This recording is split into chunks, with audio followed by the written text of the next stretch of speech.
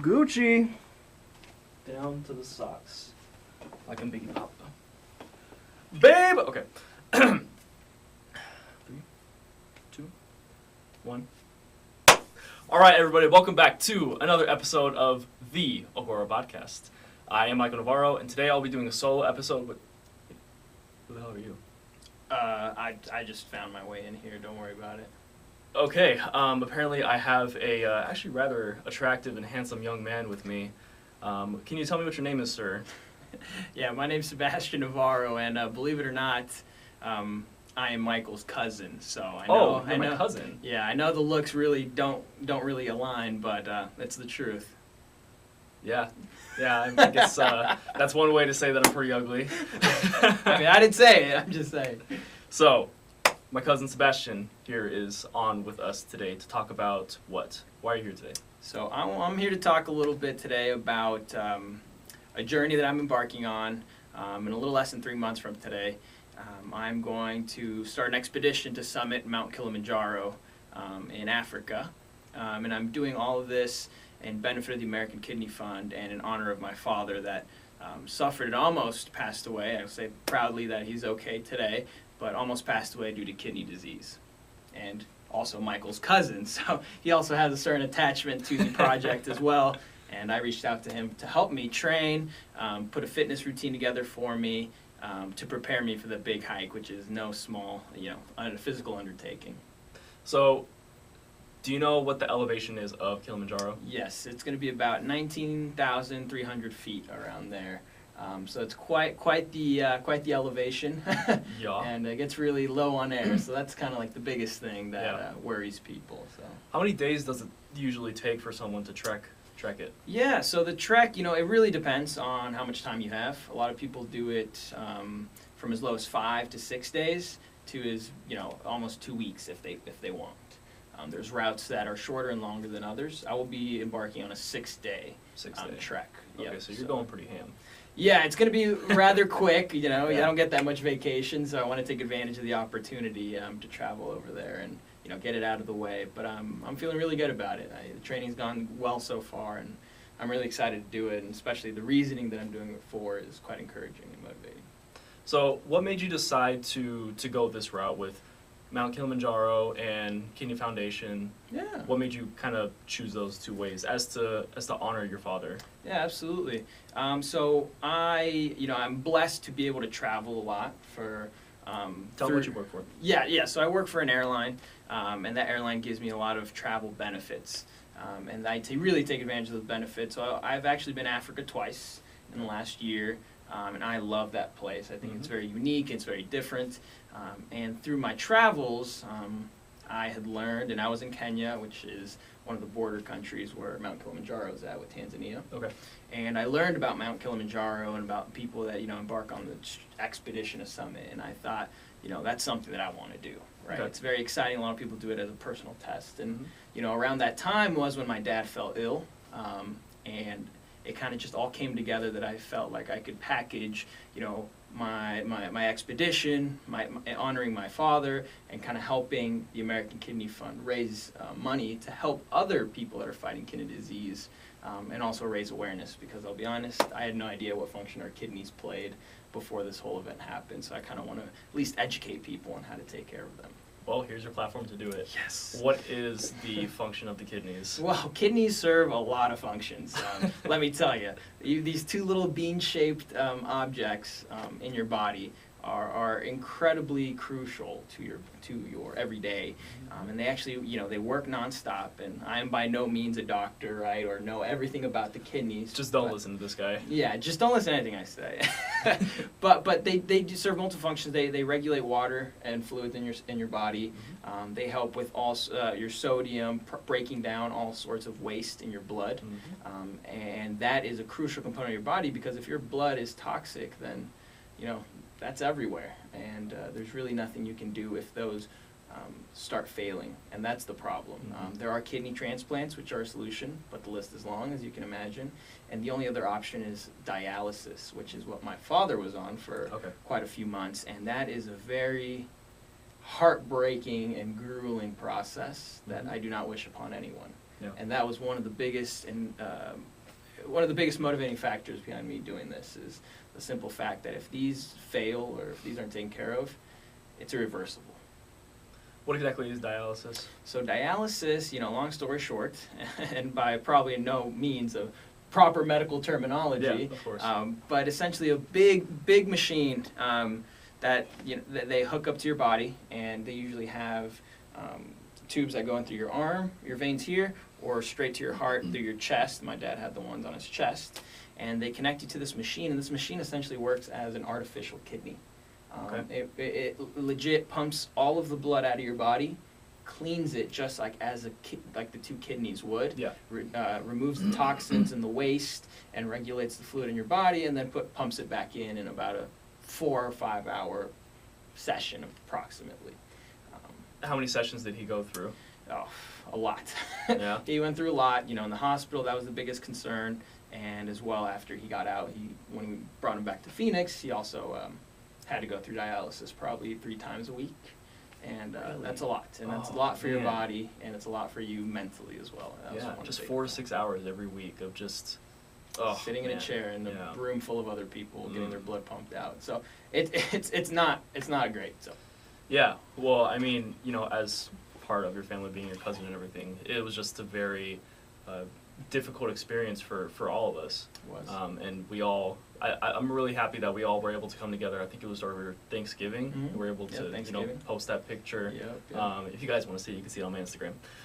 You can check it out there. It's a really heartwarming picture of just how we all came together. Yeah, and a lot of props to Mikey's dad and some of our aunts that actually drove all the way from Phoenix to Springdale, Arkansas, which Yeah. is not a close or it's quite a drive. So, Yeah. and they were there supporting him the whole way. So I have to make sure I recognize them for their support of me and my father. Absolutely.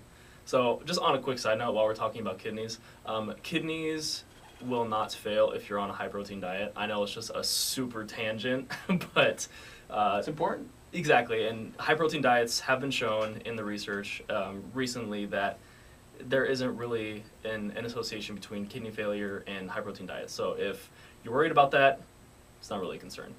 Exactly. Anyways, so back to Kilimanjaro. Mm-hmm. So, how important would you say being physically fit is on that journey? And then, do you think you are ready now to undertake it? Yeah, absolutely. I think when I think of Kilimanjaro, Mentally and physically. Yeah. When I think of Kilimanjaro, I break it down into 3, different categories.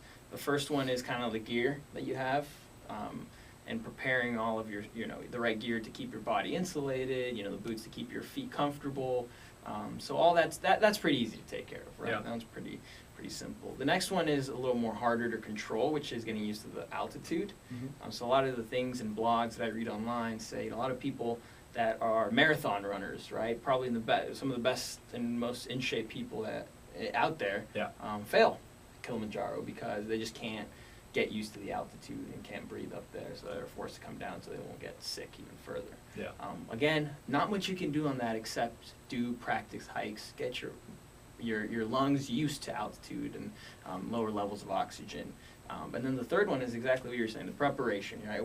What can I do today to make my trip more enjoyable? That's how I see it, right?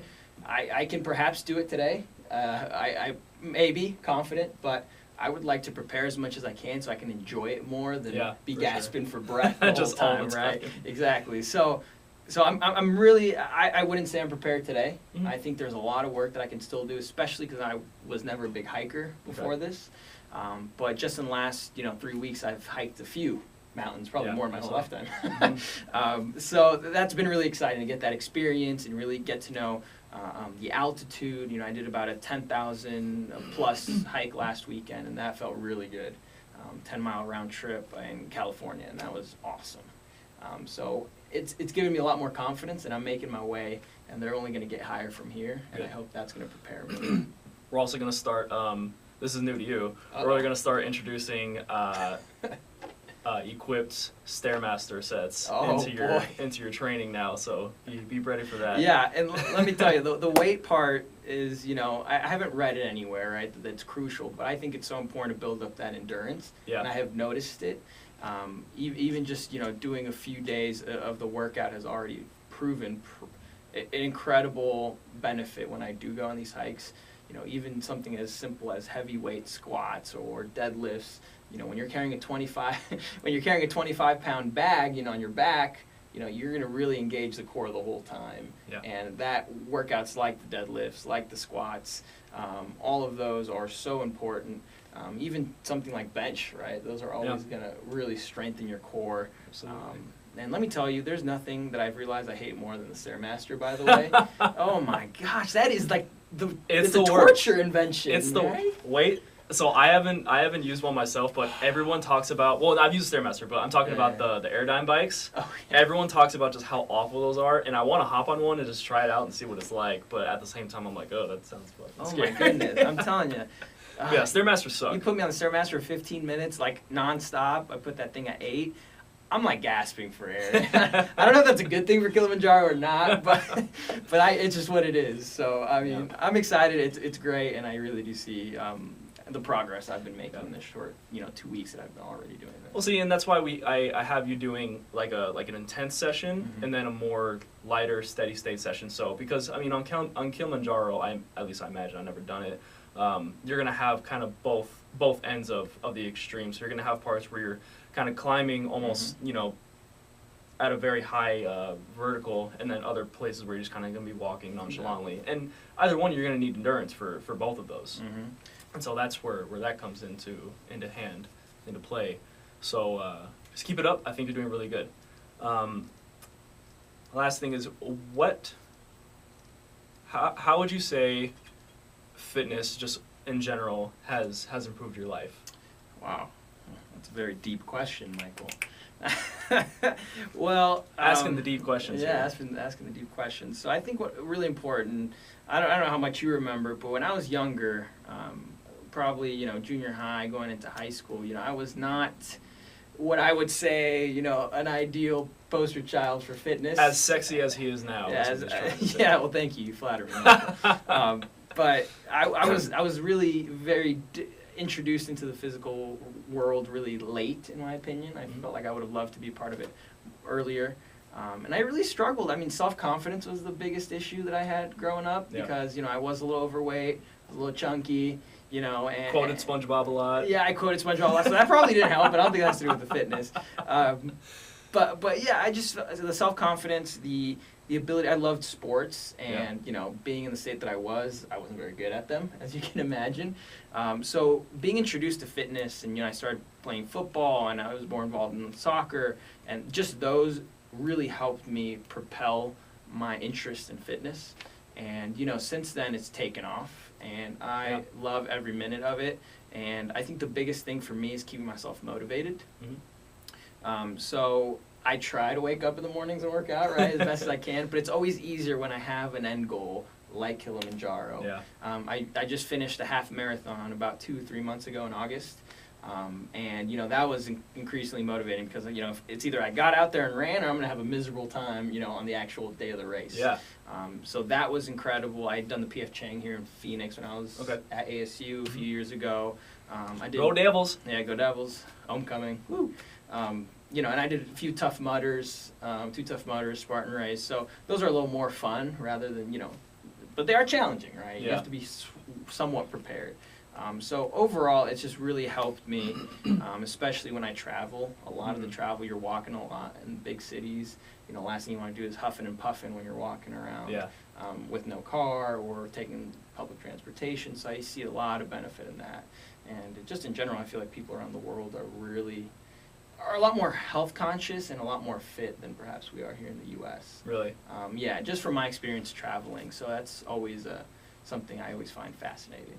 One thing that I noticed that was interesting when I went to Costa Rica to see our family is their diet is so much better, so much healthier than what it is down here. Right? Yeah, I mean the staples, are rice and beans. Basically. I was just talking about that today. Rice and beans, you get your iron in, you get your grains in. Exactly. Rice and beans are such a great simple way to get fiber, a bunch of minerals from the legumes. I mean, you can do white rice, and people are going to say, "Oh, but it's white rice." Shut up. You need to enjoy your food at the same time. I do not enjoy brown rice. Yeah, it's true. It's hard to flavor, and it's boring, and you don't even get that much fiber from it anyway. Yeah. Just get it from other sources. Yeah. Anyways, from that tangent, I absolutely agree that other countries' diets and just the way that they live, since they're not as accessible as everything is in the United States. So people have to walk farther, and even just walking, stuff like that's going to add up. And that makes a big difference, and that's something that my girlfriend and I always talk about, right?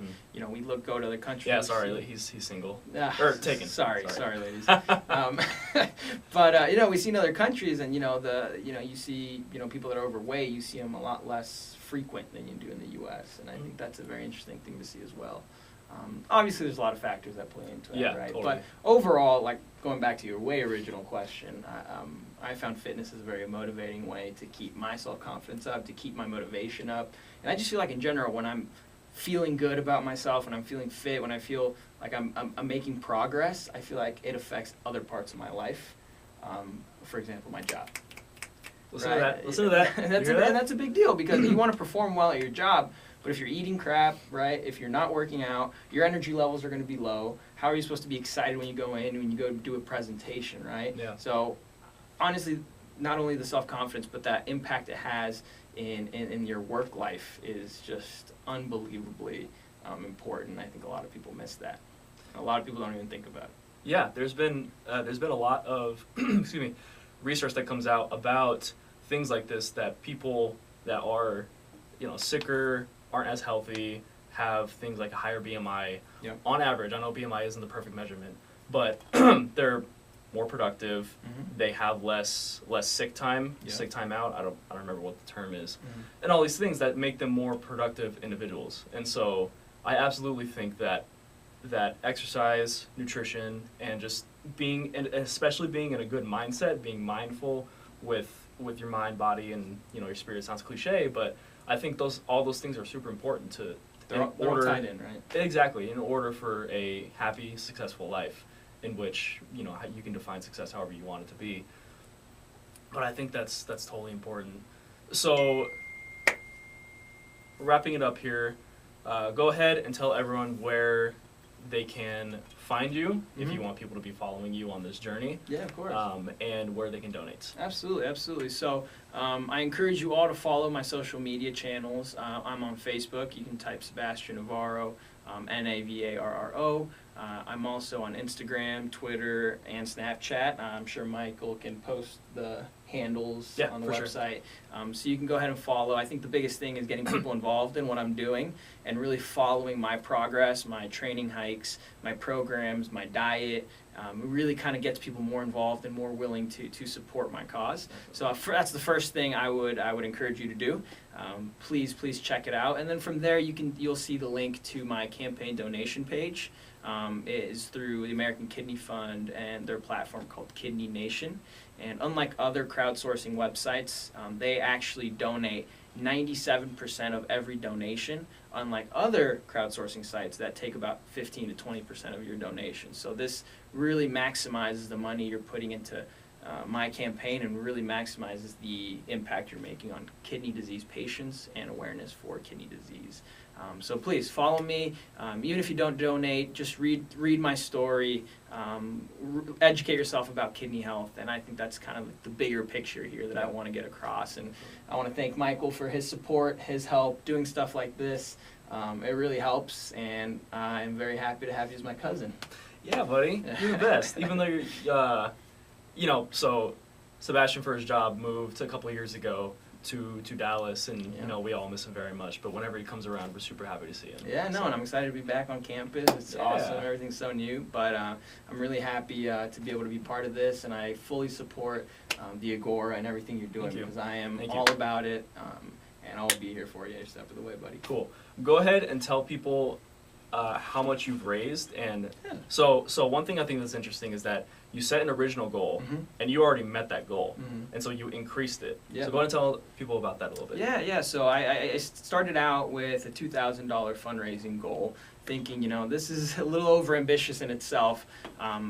That's what I started with, and I launched my platform. I launched my campaign on social media, pretty strictly on social media, and the response was overwhelming, and it was so positive and so supportive that in just 2 weeks today, I am at about $1,100, and I also have $1,500 already pledged to come in the next week. So that puts me at $2,600 already, Boom. Which is way over my goal that I had originally. So because of that, and because I still have 3 months left until my journey. 3 months. Yeah, I decided and talked to my friend at the fund, and he suggested that I extend it up to $5,000.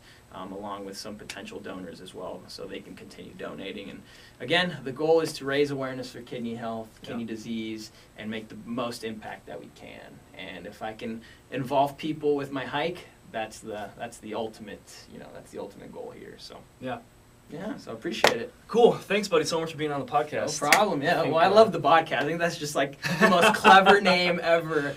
Honestly, I can't take credit for that. That's okay. Anthony. Actually, really? Anthony's my brother. Yeah, I was talking to him on the phone one day, and he's like, I have the perfect name for you. I was like, what? He's like, the Bodkast. Oh my god. And originally I was like, okay. Well, good thing we have some creative people in our family. Exactly. But and so I came back to my co-host and I asked them. Yeah. By the way, they couldn't be here today because Jay's working. So work is important. Work is important. Twerk. Get that twerking. So I came back to them and I was like, all right, the only idea I could think of was the Bodkast, and they're like, oh, I love it. That's awesome. That's legit the best thing I've ever heard. All right, I guess we have to go with I've told everyone I know, I'm like, my cousin has a podcast and he names it the Bodkast. Probably not as amused as I am, but I think it's hilarious. So. That's great. Well, I'm glad you support it. Oh, yeah, I'm all about it. Hopefully I can get some more people on this as well. No. All right, buddy. Thank you so much. No problem. Guys, don't forget to follow me on Instagram as Mikey_the Agora. You can follow me on Twitter at Mikey_the Agora. And, I mean, if you want to find me on Facebook, I guess you can, just Michael Navarro. I don't really post a whole lot there anyway, though. So you guys can do that. My website is agora10.com, AGORATEN.com. I will see you guys next time. I'm not sure which episode I'll be putting up in which order, so stay tuned. Get excited.